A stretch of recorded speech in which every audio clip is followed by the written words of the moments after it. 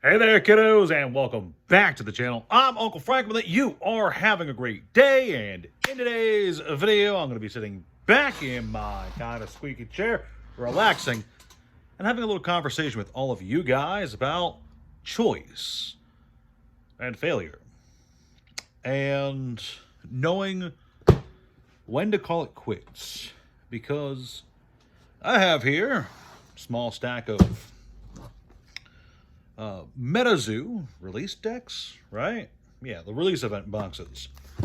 And having these on hand here in the garage reminded me that, sometimes things just don't work out. And if things don't work out at a very inopportune time, you can be faced with a choice of whether or not to dump a failing product to try and get some money back, or whether you're willing to hold on to it for a bit longer to see if there's any kind of recovery.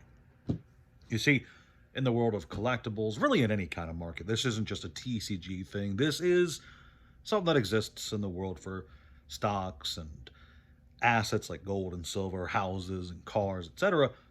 You know, prices fluctuate, they go up and down, and sometimes it seems like you can be a mad genius figuring out exactly when to buy and exactly when to sell if you follow the basic fundamentals. Buy low, sell high.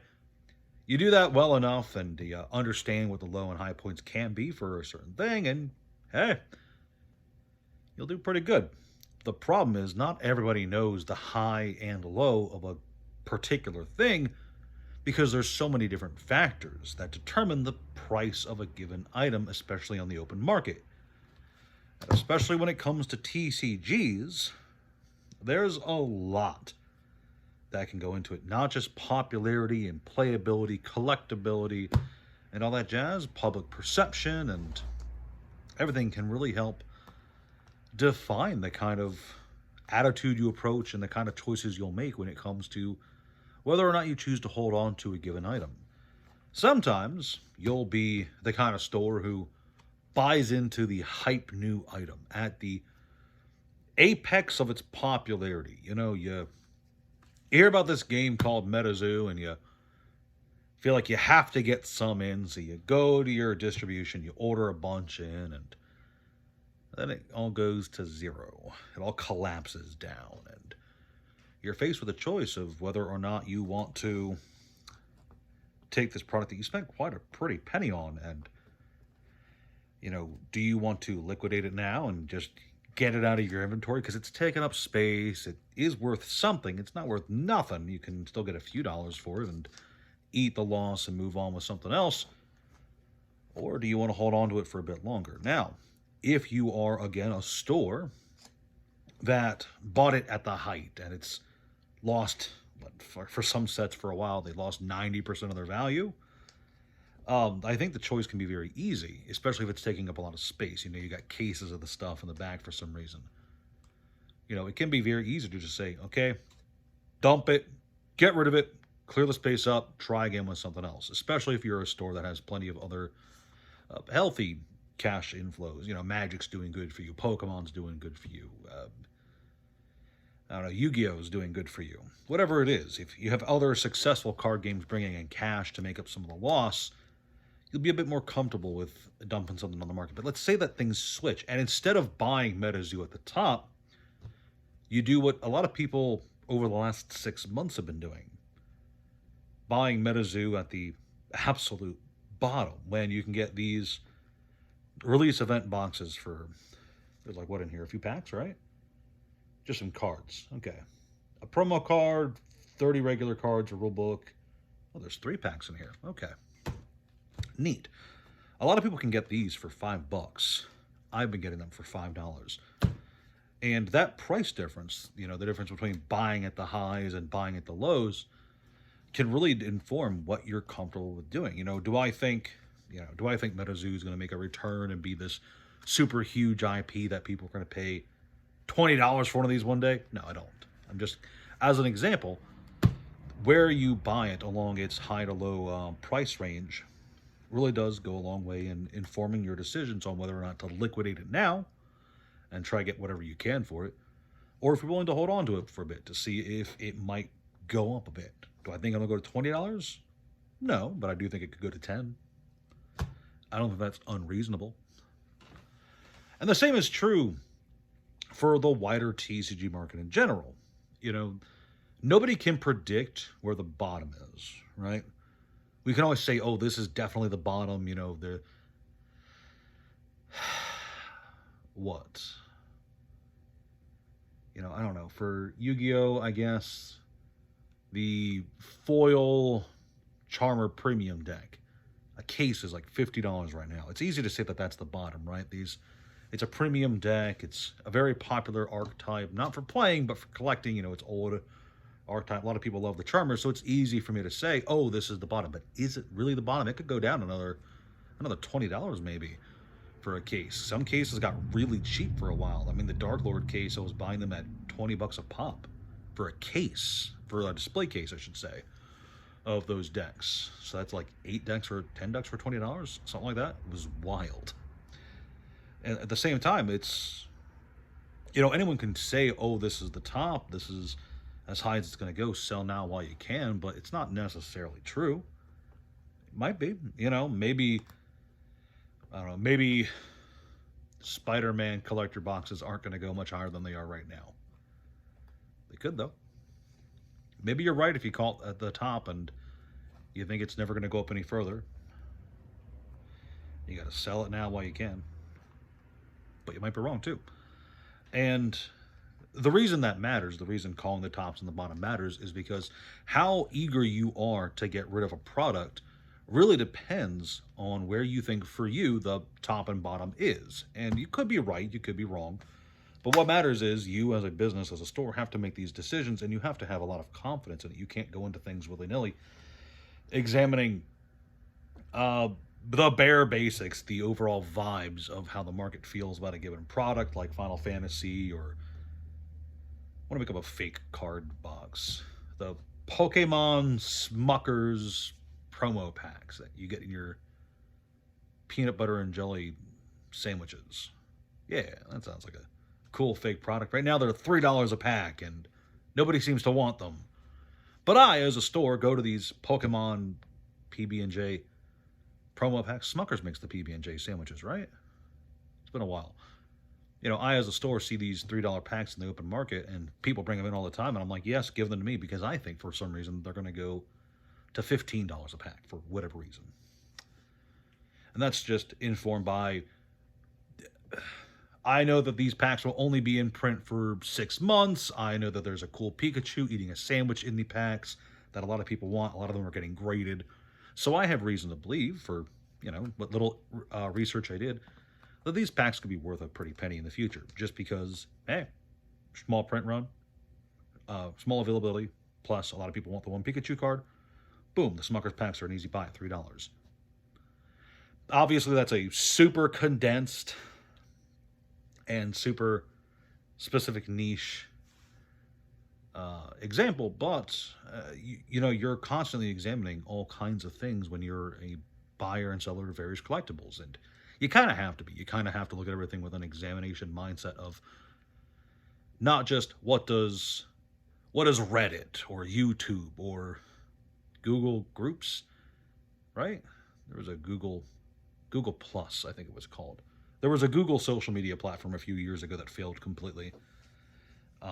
But anyway, I digress. You can't just go off of what other people are telling you. You have to go off of what you're actually seeing on the market, what people are buying, what they're selling, and how they react to specific things. I could easily say a lot of people, which set is this, UFO? A lot of people are really positive about UFO on Reddit. They're talking about how much they like the product. And without looking at anything else, I decide, I'm going to buy 30 bazillion of these because I think they're going to go to $20 a box. And if I did that, I'd be hilariously misinformed and would be stuck with a bunch of UFO product that's probably not going to sell for 10 years, if that. You have to be informed of your decisions, and you also have to have some conviction behind them. You can't just make willy-nilly purchases and sales because you're vibing it out. Yes, when you're just doing some quick flips, you see something on Facebook Marketplace for $60 that you can flip on eBay for $90. that's different. That is you seeing the price difference and taking advantage of it. That's something I very strongly advocate. I believe that the best thing you as a store can do, in fact, especially in your growing phases, if you're a buyer and seller, the number one thing you can do is find that arbitrage, I think is the word. And with that arbitrage, grow yourself, grow your business, bring up a cash pool. And then with some of the excess cash you have from those arbitrage trades, is it called arbitrage, where you buy cheaper one place and sell it almost immediately for a good profit? Maybe I'm misusing a word. I'm not very smart. But anyway, take some of the money you earn doing that, and then you can start making investments and start making real purchases to stock your shelves and stock your inventory and buy collections and all that jazz. Because, whether you have just started 6 months ago, 3 months ago, a month ago, or whether you've been in this for years, you can always make good opportunities on individual purchases. But you can also try to make informed decisions about things that you might not be right or wrong about for months, years even. To take it back to MetaZoo, if I had, for some reason, did a bunch of research on UFO, okay, and I had reason to believe that people were buying out a handful of cards from the set for their personal collections. I don't know, is there a Mothman card in here or something? I don't know. I don't know jack shit about this set. There's a little dragon in here. Okay, there's people buying out this little dragon card, this one, in this set for some reason. So I have reason to believe that this set might, at some point in the future, skyrocket upwards. Well, if they're super cheap right now and I'm comfortable with this sitting on a shelf, I could make the decision of, hey, I have reason to believe that it'll go up. I'll buy it for $5, buy 30 of them, and just let them sit in a corner and forget about it until I check 2 years from now, and lo and behold, they did go up. Maybe as much as I thought, maybe not, maybe more. Who knows? Because it's impossible to predict that kind of thing. Exactly how high it'll rise. You can guess, and sometimes get really lucky with your guess, but for the most part, you're trying to make informed decisions about what you're buying and what you're selling, when you're buying and when you're selling, and at what price points. And like I said, you have to be informed and confident in your information, because sometimes you might not know whether or not you're right for a while after you make that decision. If you're this kind of person, Scarlet Violet base, that's a good one to use. Scarlet Violet base Pokemon for the longest time were $85 to $95 a box. And I knew in my gut that they were not going to be that price range forever. And I started buying a bunch of them for a while, whether at my local game stores, from other buyers and sellers online, TCG Player, eBay. Sometimes you could get a good deal for a while. Okay, and I had such confidence that Scarlet Violet base would do good sooner or later. I didn't think it was going to go to $5,000 a box. I didn't think it was going to go to $1,000 a box, but I did think, there could be a point in the near future where Scarlet Violet base is going to be $200 a box, and if it hits that, I'm totally fine selling it. And I was wrong for 6 months, a year, a bit longer too. It took a while for Scarlet Violet base set to hit $200 from when I started buying them. But eventually I was right. It took a while, but eventually I was right. The inverse could be said of some Yu-Gi-Oh boxes I have purchased. Around the same time I started purchasing $30 Yu-Gi-Oh boxes. Around the same time I started purchasing Scarlet and Violet. And I had the same kind of gut feeling, There's a lot of really cool collectible cards in this set. Yu-Gi-Oh was still a very popular game. A lot of the cards in these sets, some of the sets I've been buying at the time, are very powerful, very played in the meta. I was only right about one, Toon Chaos, and that one went up really quick. Most of the other Yu-Gi-Oh sets I was buying at $30 to $40 a box, they are still at $30 to $40 a box. I'm still buying them at $30 to $40 a box every so often. I will add one every month or so to my little pile of Yu-Gi-Oh garbage over there, and I continue to be wrong about it. And that's what I'm saying. Like, you can make the most informed decision you can with as much conviction as possible, and you still might not know whether or not you're right for over a year, over 2 years. And if you get shaky feet and, you have to make a sale because you need money, you need to, get some quick liquid capital so you can make another purchase of something that you have more confidence in. Sometimes you have to make that bet. You have to take that bet you made with those, I don't know, $30 Yu-Gi-Oh boxes or that $90 Scarlet Violet base or these $5 MetaZoo boxes. And regardless of whether or not it's going to where you think it's going to go, you have to sell it off to make the new purchase because you're more confident in the new purchase than you were in the old purchase. And that's just how it is. Not everyone can invest forever. You can't take